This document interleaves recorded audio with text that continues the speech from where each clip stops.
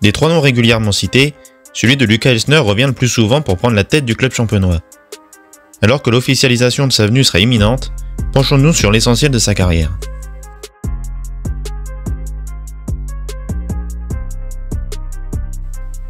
Luca Elsner est un technicien slovène de 41 ans. Il débute au pays, à Domžale, en tant qu'adjoint d'avril 2012 à août 2013, avant de prendre les rênes de l'équipe pendant 3 ans.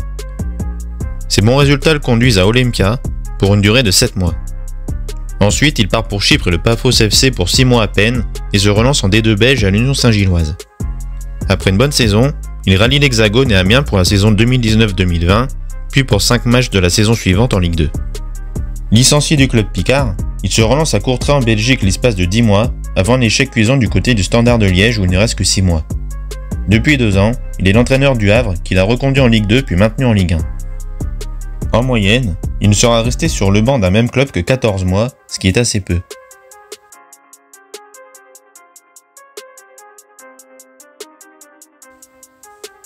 Au rayon du positif, sa bonne saison 2016-2017 à Olympia, qu'il mène à une 2e place au classement, une accession à la D1 belge avec l'USG après une 3e place en saison régulière puis une 2e en play-off, un passage correct à Courtrai avec peu de moyens et surtout la montée au auréolée du titre de champion de Ligue 2 avec le Havre, puis le maintien obtenu cette saison.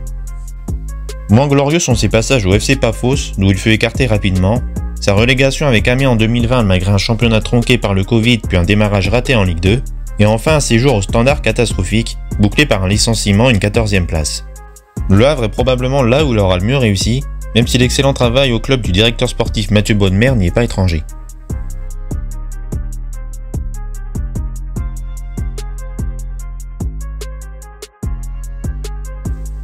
Quand on regarde du côté du Havre, on ne peut pas dire qu'il soit un coach misant sur les jeunes. Seuls 6 des 15 joueurs qu'il a le plus utilisés ont moins de 23 ans, la moyenne d'âge de son effectif étant de 26 ans et demi. Toujours en Ligue 1, à Amiens, c'était le même topo. L'exercice achevé, son équipe était la 16e attaque de Ligue 1 avec 34 buts marqués, la 8e défense avec 45 buts encaissés, soit mieux que le stade, la 14e en termes de tirs tentés et la 15e en possession avec 44,6%. Des chiffres moyens mais qui relatent aussi la valeur de son effectif, la 16e de Ligue 1 seulement. Dans toute sa carrière, il a privilégié le 4-3-3, le système qui correspond le mieux à l'effectif du SDR, mais il a essentiellement joué l'an passé en 4-2-3-1, en 4-4-2, en testant par l'occasion à peu près tous les systèmes à 4 également, et même plusieurs systèmes à 3 défenseurs quand il affrontait les grosses écuries de notre championnat. Il n'est au moins pas du genre à s'obstiner dans un système qui ne fonctionne pas, au contraire d'un Oscar Garcia par exemple.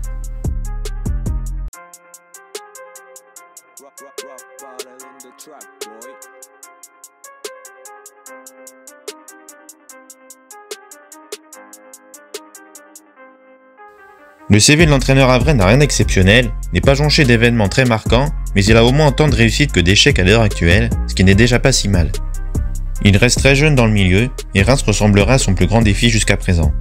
Mais mine de rien, il y a déjà plus de 370 matchs en pro derrière lui. Je pense qu'il représente la piste la plus réaliste et possède le meilleur profil des noms cités ici ou là depuis quelques semaines. Hâte de voir ce que peut donner ce Reims version Elsner maintenant.